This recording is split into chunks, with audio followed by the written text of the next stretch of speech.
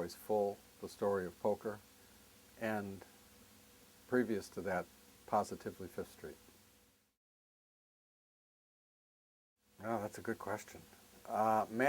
Poker is about, to play poker well, you need to be extremely logical. You need to have potent deductive facility. You need to have a level of math skill that corresponds roughly to 4th or 5th grade math. You know, you are drawing to a flush. You have 4 diamonds. You know that 9 diamonds remain in the deck. There are 45 or 46 unseen cards. 9 divided by 45 is the kind of mathematical problem that you are solving all day, all evening long at the poker table. So a high-powered mathematician, such as Chris Ferguson, the guy who won in 2000, they have advantages, but the ability to suss out when somebody else is bluffing and be able to bluff yourself. And unless you're playing online, you need to be able to camouflage your nervousness, your level of affection for your hand. And you need to be able to pick up by watching your opponent's faces and body language and get a sense of how much they like their hands. You know, I never became real good. I think that I'm fair to middling. I played a lot in high school. I worked as a caddy, and there's a lot of poker played in caddy shacks. Some of the professional caddies, much older than the high school guys, trying to make $20, $30 of a weekend, schooled us. Didn't play a lot in college because it was a kind of a political period. I was in college in the late 60s and early 70s. In my first marriage, I didn't have enough money to play serious poker, but I returned to the game, you know, in the 90s in a more serious way. And when Lewis Lapham offered me, he asked me after I had done a piece for Harper's that he liked. He said, "Well, what would you like to do next?" And I said, "I'd love to cover the World Series of Poker," mainly because, well, one, it was a fantastic gig to be able to have an assignment like that from Harper's, but also I wanted it as an excuse to try to enter the event myself. By that point, there were, since I don't have years and years of experience playing high-stakes poker, especially no-limit hold'em in tournaments, which is a very specific kind of poker, I was able to buy 6 or 8 books that helped me catch up to what the pros know. And there were computer programs that simulate to a reason, it's a reasonable facsimile of what no limit hold'em is about, minus, you know, the pros sitting there staring at you and trying to pick up tells. And that ability that they have can be neutralized with a baseball cap pulled down low and sunglasses. So that by the time I got out there, I felt that I had caught up much of the way to what the average professional, his skill level. Since I had been playing poker by that point for 40 years, I was not unfamiliar with the game's rhythms and tactics, and that the specifics of no-limit hold'em tournaments, I became a book-learnt amateur. I won $250,000. I took my Harper's advance of $4,000, played a satellite, and I won a $10,000 seat in that satellite. And meanwhile, I'm covering the murder trial of the host who had been killed by his, probably allegedly killed by his stripper girlfriend 2 years earlier. And that trial's going on a block away from the tournament, so I'm in the early mornings, I'm down at the courthouse, and then at noon the tournament begins. And it was a very full week of intense Vegas activity. It is certainly fair to say that poker was the cheating game throughout most of its first century. The 19th century, most games were square, but the higher the stakes were, the more certain it was, or the more likely it was that mechanics, card sharps, blacklegs, as they were often called, were the people that you were competing against. And they were dealing cards over mirrored rings, or they would manage to take a cold deck, which is a deck that is pre-sequenced to give you a terribly good hand, such as 4 kings, and me 4 aces. And we saw a similar, we saw a cold deck along those lines in The Sting when Robert Shaw thinks he's going to win a huge pot with 4 nines, but Paul Newman and his cronies have managed to slip in a double cold deck, which gives Robert Shaw his 4 nines, but gives Paul Newman, as he says, 4 jacks. You owe me 15 grand, pal. There are, the first thing that the average poker player does is puts on sunglasses. The bigger the game, the more likely you are to show fear if you're about to lose $5,000 or $5,000 or $500,000. You can augment the sunglasses with a baseball hat. You can pull up a hood. The other thing to consider is that everybody has a different level of calm about them. We have different levels. Some people are born with cooler, stonier poker faces than others, and the people who don't have that attribute need to assist their poker face with sunglasses and hats. The other thing is that many of us have a different relationship to money. A 25 or a 22-year-old guy without a mortgage, without even a girlfriend or a wife, has a different relationship to $50,000 that he just won in a poker game last night than the average, say, married person with a mortgage who goes out to Las Vegas to play a game. So that your fear, when you're playing out a pot, given that 2 people might have the same hand, for example, a pair of jacks, the way that you would face a bet or a raise against you depends hugely on your psychological relationship with $50,000 or $5,000.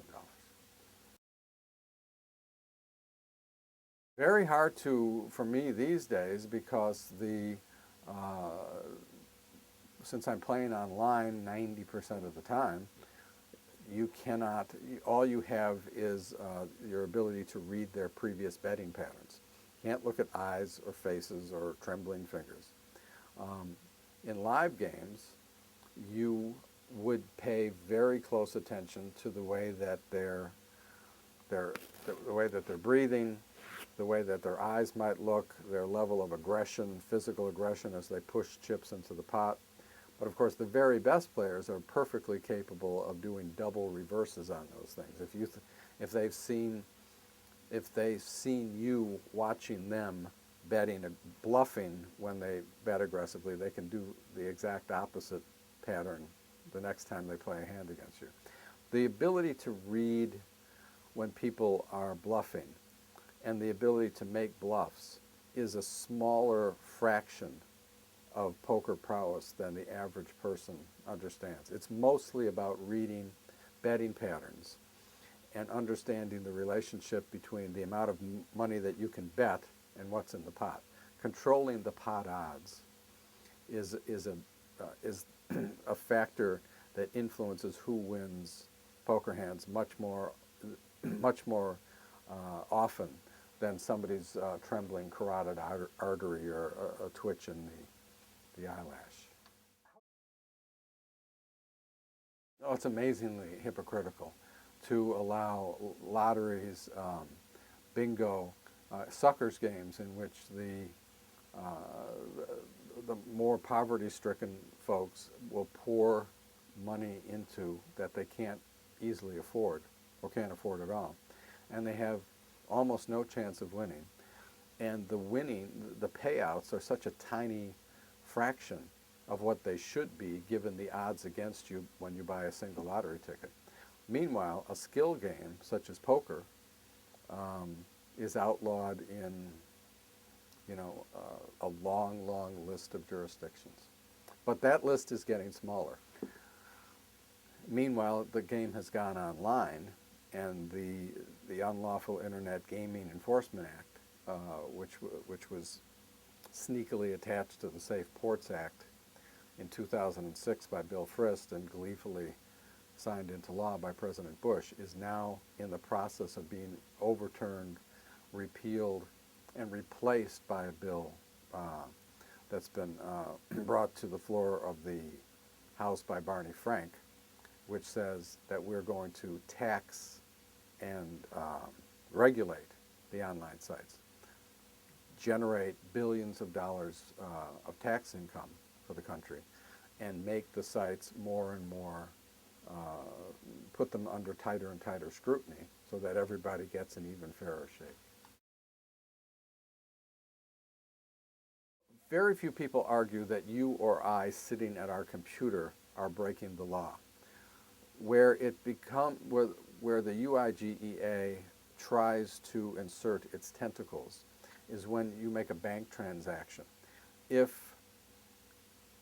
you are trying to take money off the site or put money onto the site via PayPal or some similar intermediary between regular folks and banks, that operation can be seized, and the people who let me start again.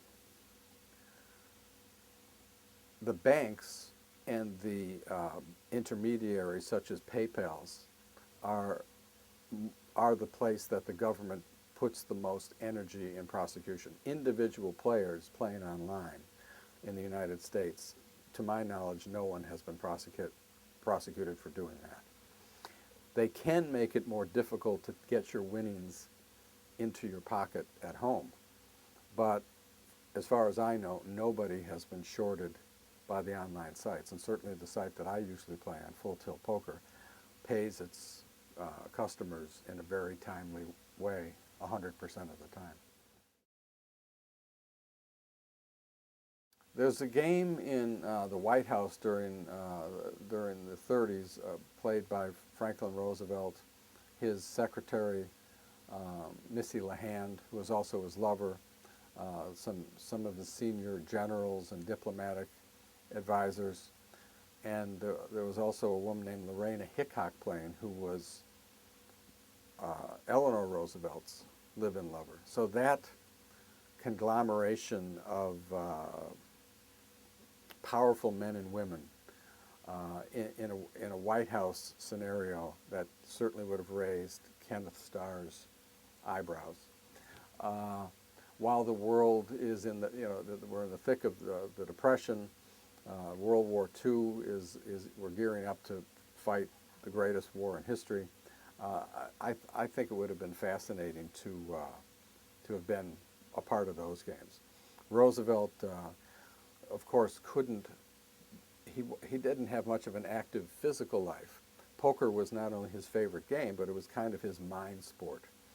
And because it was difficult for him to travel around even within the White House, the radio microphone from which he made his fireside chats was a few paces away from the table that they play poker on. And he didn't use worry beads, and he didn't have a rosary. What he had were poker chips that he clicked together in his hand to relax as he was given the fireside chats. And Tom and Betsy Madden, my grandparents who taught me how to play, could hear that, and along with millions of other Americans, could hear that as they sat around, listening breathlessly to Roosevelt's next pronouncement about what's going on in the economy or in Europe. Obama fits into the largest group of presidential poker players. That is, people who play for very low stakes, to relax with friends, to meet as part of their political cronyism. He arrives in 1997 in the Springfield the Illinois Senate in Springfield, not knowing too many Illinois politicians. He's this tall, thin, University of Chicago law professor. He's a writer, kind of an egghead. And part of his effort to get along with downstate soybean farmers and Chicago ward bosses was to start a poker game in the basement of his fellow freshman senator Terry Link. And they invited Republicans and they invited fellow Democrats and lobbyists, and it was just, it was called the committee meeting.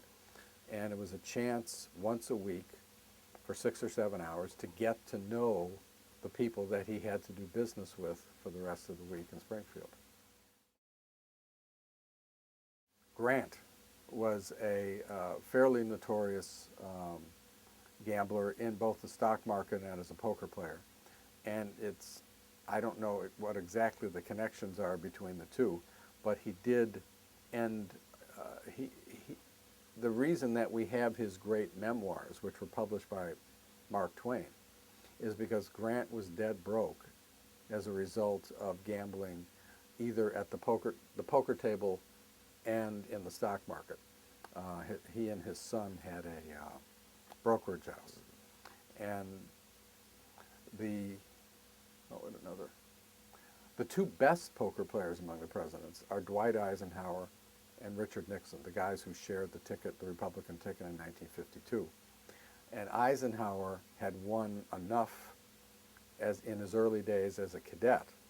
Remember, he's a dirt poor kid from Kansas, and he falls for a young socialite, wealthy socialite from Denver by the name of Mamie Dowd. The only way that Eisenhower can afford to date, to court Mamie Dowd, is through his poker winnings. He uses it to buy his dress uniform. He eventually pays for her engagement ring with money that he made playing with his fellow cadets. Nixon famously wins $8,000 in the Pacific in the 1940s, combined with the $2,000 that Pat Nixon had saved up, the 10 becoming enough to run a successful congressional campaign in 1946. And of course, the rest is his checkered political history. I would say that it was Eisenhower. Eisenhower learned as a very young boy, and there are many passages in my book in which he discusses how he didn't want to go out to the cadet dances. He'd rather stay back in the dorms and play poker, and that was the means by which that gave him the wherewithal to go out and date the woman, court the woman that he had fallen for, buy the engagement ring. And he played so well as he moved up in the Army that he eventually had to quit because he was taking too much money from his fellow soldiers, many of whom were his subordinates once he became a general. I don't think it's just presidents. I think that many of the movers and shakers in the world have an innately aggressive, they like to seize the initiative. During the previous presidential campaign, we got a wonderful quote from John McCain II, the admiral who was the candidate's father. And he had told his children when they were young that the world is run not by systems analysts, but by poker players. In other words, you want to avoid a fussy myopia, and you want to have an aggressive strategic vision. The irony of that is that McCain fell for craps, which is a mindless dice game in which the player never has an advantage against the house. And Obama famously was a poker player in which mathematical skill, psychological acumen, and the ability to wait patiently for a hand usually pays big dividends.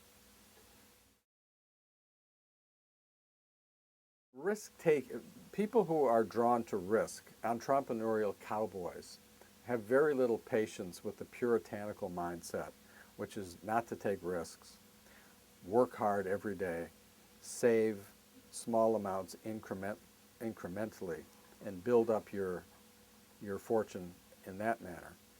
Whereas, and the Puritans have very little patience for risk-taking cowboys who are willing to gamble most or all of their future, for example, on heading out across a 2,000-mile stretch of continent that hasn't been explored yet.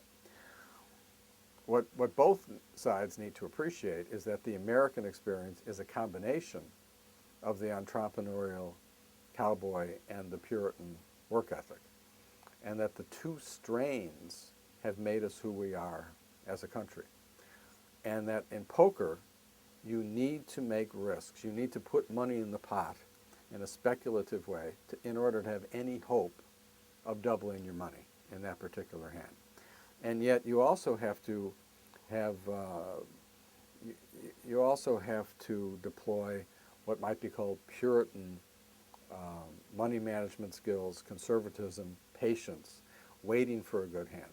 So that an effective poker player typically involves, start again.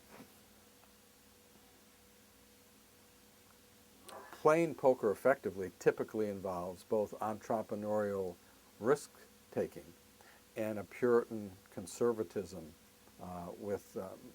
and bankroll management skills.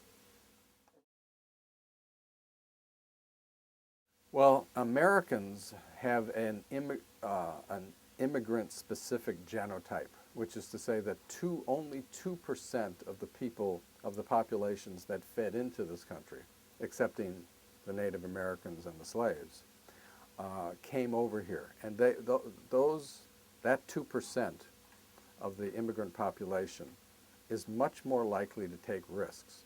They tend to be smarter, quicker decision makers and more intelligent and more interested in taking large risks in order to dramatically improve their lives.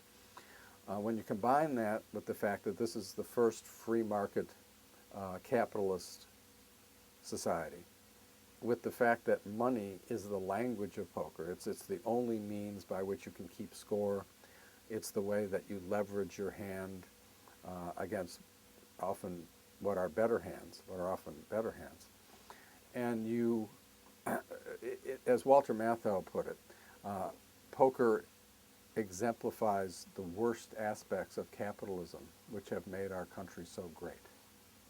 I think it's a wonderfully succinct expression of the relationship between the American spirit and the poker mentality.